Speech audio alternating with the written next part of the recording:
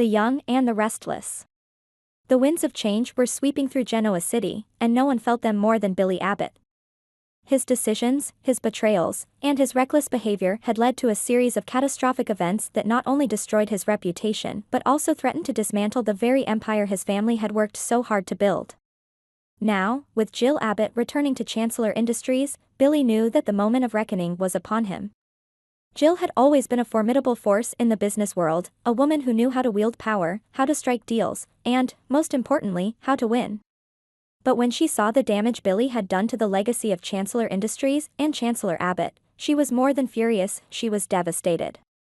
Her son, the boy she had once seen as a golden child, had not only lost Chancellor Winters to Devon but now stood on the brink of losing Chancellor Abbott to Victor Newman, their most powerful and cunning rival. This was an unforgivable breach of trust, and Jill had no intention of letting Billy go unpunished. The fallout of Billy's actions. Billy had tried to hold things together, but his impulsive decisions had only dug him deeper into a hole. He had been outmaneuvered at every turn, first by Devon, who had seized control of Chancellor Winters, and now by Victor, who was circling Chancellor Abbott like a shark, ready to strike the final blow.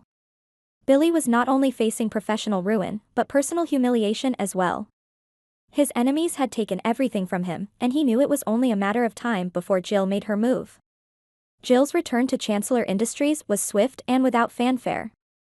She didn't need to announce her arrival with grand gestures, her mere presence sent shockwaves through the company. Those who had wronged Billy or sought to exploit his weaknesses were now trembling with fear. Jill was back, and she was ready for war. But more than that, she was ready to clean house, and Billy knew he was at the top of the list.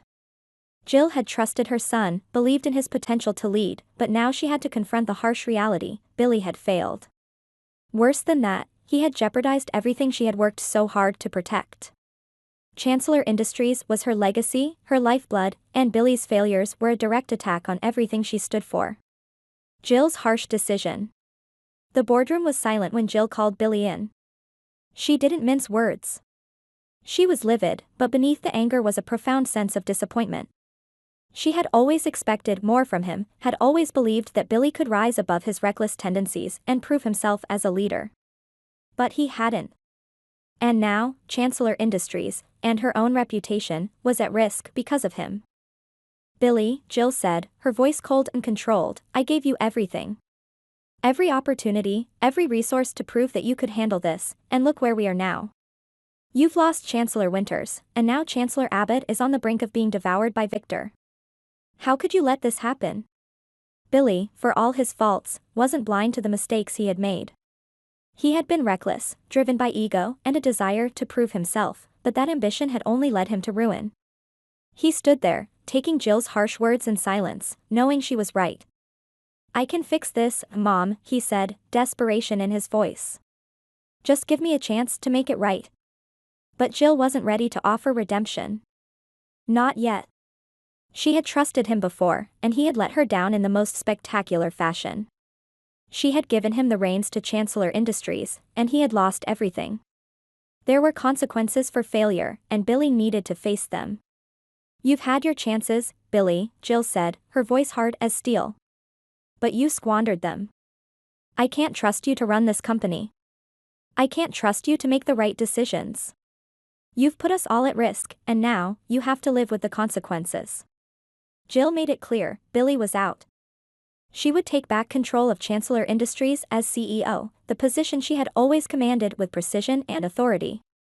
As for Billy, she didn't want to cast him aside completely. After all, he was still her son, but he would be relegated to a much lower role. She offered him the position of COO, a chance to redeem himself, but it was clear that her trust in him had been shattered. Billy, she said, I'm not asking you to leave completely. You can stay on as COO, under my supervision.